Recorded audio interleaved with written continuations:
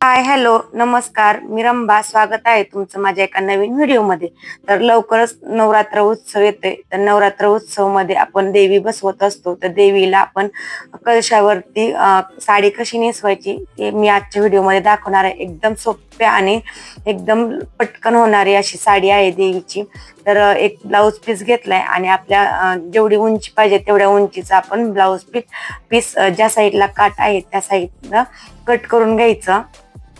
तर मी एक 11 इंच असा ब्लाऊज पीसचा एक भाग काप करून घेतलाय काटाच्या बाजूने. आणि ही साडी म्हणजे शिवताना जे छोट काट आहे त्या ब्लाऊज पीस घ्यायचा.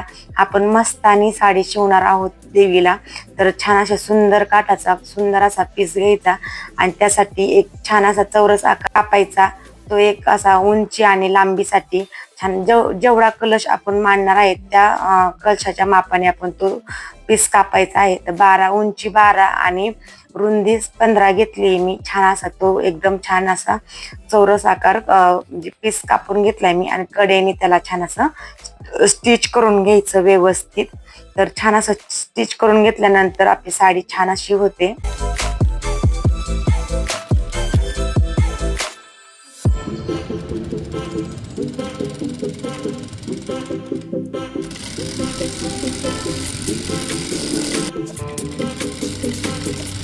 पण जो पहिला एकदम लांब असा एक पीस कापला होता त्याचे छान अशा प्लेटी मांडून घ्यायच्या एकावरती एक आणि वरच्या बाजूने त्याला एकदम छान असं स्टिच करून घ्यायचं. म्हणजे त्या प्लेटी आपल्या एक आजूबाजूला सरकणार नाही. आणि ते झाल्यानंतर जो काय आपण चौरस आकार कापला होता तो छान असा स्टिच करून त्याच्या मध्यभागी आपण त्या प्लेटी तयार केलेल्या ठेवायच्या आणि छान असं त्याला स्टिच करून घ्यायचं. तर शिल्लक राहिलेला भाग जो आहे तो आपण एक्स्ट्राचा काढून टाकायचा आणि छान अशा त्याला जॉईंट करून घ्यायचं.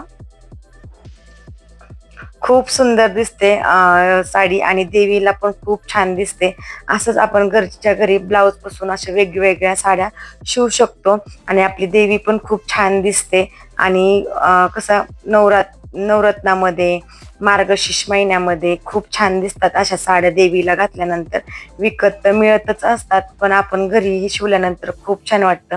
आणि आपण घरच्या घरीच वेगवेगळ्या ब्लाऊज पासून वेगवेगळ्या प्रकारचे अशा साड्या देवीला शिवू शकतो. तर छान असं त्या जॉईंट केलेला आपण प्लेटी त्याच्यानंतर आपण छोटासा पीस घेऊन एकदम 2 इंचाचा तो छान असा जॉईंट करून घ्यायचा.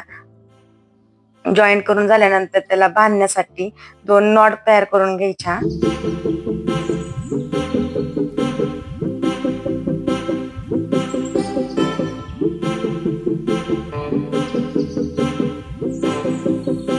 ते नॉट छान अशा शिवून घेतल्या आणि शिवून घेतल्यानंतर ज्या आपण प्लेटी स्टिच केल्या आहेत त्याच्या दोन्ही बाजूला त्या जॉईंट करून घ्यायच्या.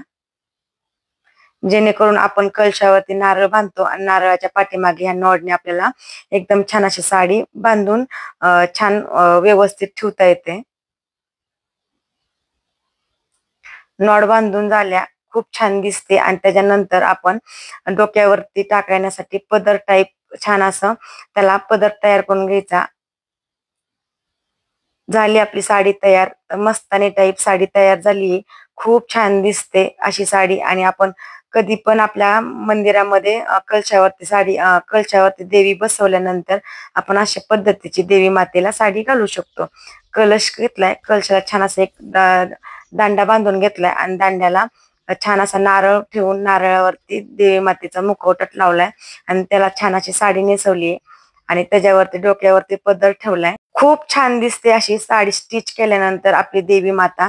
तर कसा वाटला व्हिडिओ तर कमेंट करून नक्की सांगा. सगळ्यांसाठी खूप युजफुल व्हिडिओ आहे. तर आता लवकरच नवरत्नामध्ये आपण अशा देवीला साडी नेसू शकतो छान अशी सुंदर घरच्या घरी नेसून शिवून. तर कसा वाटला व्हिडिओ कमेंट करून नक्की सांगा. आणि अशीच नवीन नवीन व्हिडिओ पाहण्यासाठी चॅनलला लाईक करा, शेअर करा, कमेंट करा आणि सबस्क्राईब करा. भेटूया एका नवीन व्हिडिओमध्ये. बाय.